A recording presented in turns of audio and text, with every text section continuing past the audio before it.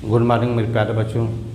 रसायन विज्ञान के प्रथम वीडियो में आप लोगों को पदार्थ की संरचना के बारे में बताया गया था। पदार्थ की संरचना के दो रूप, भौतिक संरचना व रासायनिक संरचना के बारे में बताया गया था। रासायनिक संरचना के तीन भाग, तत्व, यौगिक व मिश्रण के बारे में बताया गया था। आज हम यहाँ पर पढ़ेंगे, जैसा कि आप लोग जानते हैं कि तत्व एक ही प्रकार के परमाणुओं से मिल करके बने होते हैं।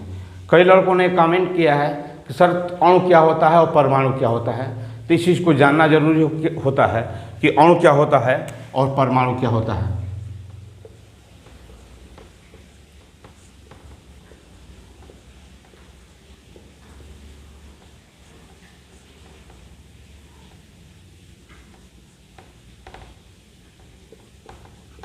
यह हाइड्रोजन है। हाइड्रोजन एक तत्व का नाम है।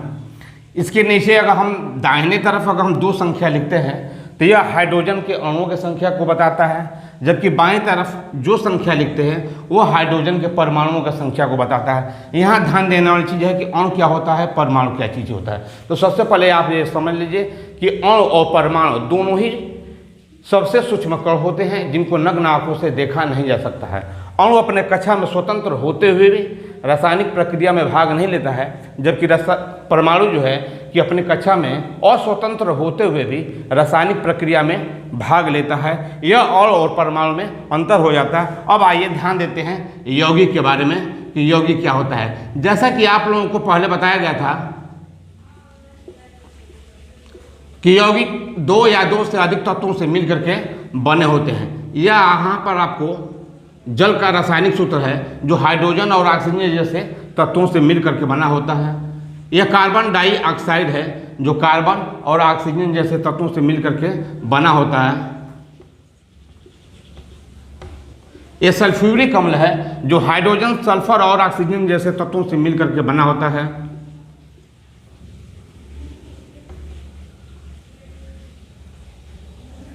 एक कैल्शियम हाइड्रोक्साइड है जो कैल्शियम, कार्बन और हाइड्रोजन जैसे तत्वों से मिलकर के बनता है। कैल्शियम, ऑक्सीजन और हाइड्रोजन जैसे तत्वों से मिलकर के बनता है। एक कैल्शियम कार्बोनेट का रासायनिक सूत्र हो जाता है। यह सोडियम कार्बोनेट का रासायनिक सूत्र हो जाता है।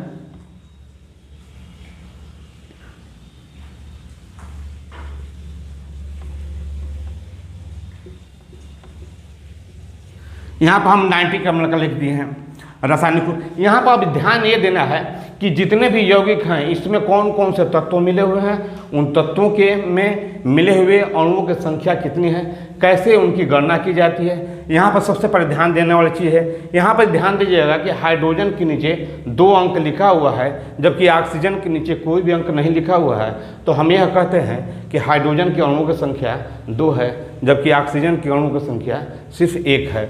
यह कार्बन डाइऑक्साइड है जो कार्बन और ऑक्सीजन जैसे तत्वों से मिलकर के बना होता है। कार्बन के नीचे कोई अंक नहीं लिखा हुआ है, तो यह हम कहते हैं कि कार्बन के यहाँ पर अणुओं की संख्या 1 है, लेकिन ऑक्सीजन के अणुओं की संख्या कितनी यहाँ पे हो गई, 2 हो गई। उसी प्रकार से सल्फ्यूरिक अम्ल, जिसे हम गंधक अम्ल के नाम से भी जानते हैं, जो हाइड्रोजन, सल्फर और ऑक्सीजन 3 प्रकार के तत्वों से मिलकर के बना होता है। हाइड्रोजन के नीचे भी जैसे कि 2 लिखा हुआ है, सल्फर के नीचे कोई अंक नहीं लिखा हुआ है, जबकि ऑक्सीजन के नीचे 4 अंक लिखा हुआ है। तो हम यह कहते हैं कि यहाँ पर हाइड्रोजन के अणुओं की संख्या जो है कि 2 है, सल्फर के अणुओं की संख्या 1 है, जबकि ऑक्सीजन के अणुओं की संख्या 4 है। यह कैल्शियम हाइड्रोक्साइड का सूत्र है। कैल्शियम हाइड्रोक्साइड का सूत्र, यह कैल्शियम, ऑक्सीजन और हाइड्रोजन 3 प्रकार के तत्वों से मिलकर बना होता है। यह कैल्शियम है, ब्रैकेट में ऑक्सीजन और हाइड्रोजन दिया गया है, ब्रैकेट के बाद 2 लिखा गया है। तो यहाँ पर हम यह कहते हैं कि कैल्शियम के अणु की संख्या 1 है, लेकिन ब्रैकेट के बाद नीचे अगर 2 लिखा गया है तो हम यह कहते हैं कि ऑक्सीजन और हाइड्रोजन इन दोनों तत्वों के अणुओं की संख्या 2-2 है, यानी कि ऑक्सीजन के अणु की संख्या भी 2 हो जाएगी, जबकि हाइड्रोजन के अणु की संख्या भी 2 ही हो जाएगी। उसी प्रकार से यहाँ पर कैल्शियम कार्बोनेट है। यह कैल्शियम, कार्बन और ऑक्सीजन 3 प्रकार के तत्वों से मिलकर बना होता है। कैल्शियम के नीचे कुछ भी नहीं लिखा हुआ है, कोई भी अंक नहीं लिखा हुआ है तो हम यह कहते हैं कि कैल्शियम के अणु की संख्या 1 है, जबकि कार्बन के भी अणु की संख्या 1 ही होगी, लेकिन ऑक्सीजन के अणु की संख्या कितनी हो जाएगी? 2 हो जाएगी। 2 क्यों हो जाएगी? क्योंकि ऑक्सीजन के नीचे 2 लिखा हुआ है। यह 2 ऑक्सीजन के अणुओं की संख्या को दर्शाता है। उसी प्रकार से सोडियम कार्बोनेट है, ये सोडियम के नीचे 2 लिखा हुआ है, जबकि कार्बन के नीचे कुछ नहीं लिखा हुआ है और ऑक्सीजन के नीचे 3 लिखा हुआ है। तो हम यह कहते हैं कि सोडियम के अणुओं की संख्या 2 है, जबकि कार्बन के अणु की संख्या 1 है और ऑक्सीजन के अणु की संख्या 3 है। उसी प्रकार से नाइट्रिक अम्ल है HNO3, जो कि हाइड्रोजन, नाइट्रोजन और ऑक्सीजन 3 प्रकार के तत्वों से मिलकर के बनता है। इसमें हाइड्रोजन के नीचे कोई अंक नहीं लिखा हुआ है, तो हम यह कहते हैं कि हाइड्रोजन के अणु की संख्या 1 है, नाइट्रोजन के अणु की संख्या भी 1 है, लेकिन ऑक्सीजन के अणु की संख्या यहाँ पर 3 है। अब यहाँ पर ध्यान देने वाली चीज़ है कि यदि 2 हम बाईं तरफ यदि लिख देते हैं, बाईं तरफ लिख देते हैं, तो यहाँ भी ऑक्सीजन के अणुओं की संख्या 2 हो जाएगी, जबकि हाइड्रोजन के अणुओं की संख्या 2 दूने के 4 हो जाएगी। यहाँ पर अगर 2 लिख देते हैं तो यहाँ भी कार्बन के अणुओं की संख्या 2 हो जाएगी, लेकिन ऑक्सीजन के नीचे चूंकि 2 लिखा हुआ तो 2 दूने के 4 ऑक्सीजन के अणुओं की संख्या हो जाएगी।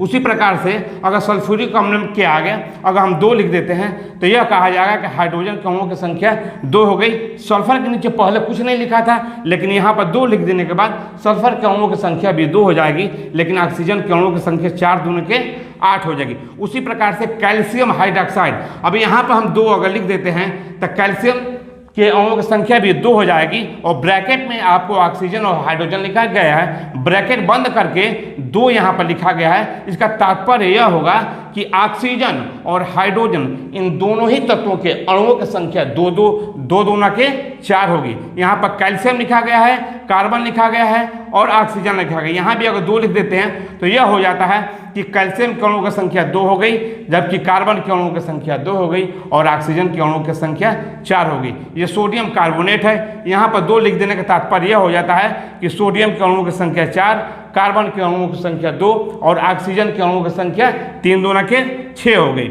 यहाँ भी अगर 2 लिख देते हैं नाइट्रिक अम्ल के आगे तो हाइड्रोजन के अणुओं की संख्या भी 2 हो जाती है, नाइट्रोजन के भी अणुओं की संख्या 2 हो जाती है, जबकि ऑक्सीजन के अणुओं की संख्या 3 दूना के 6 हो जाती है। यह होता है यौगिक में मिले हुए तत्वों के, जितने भी तत्व होते हैं उनके अणुओं की गणना करना।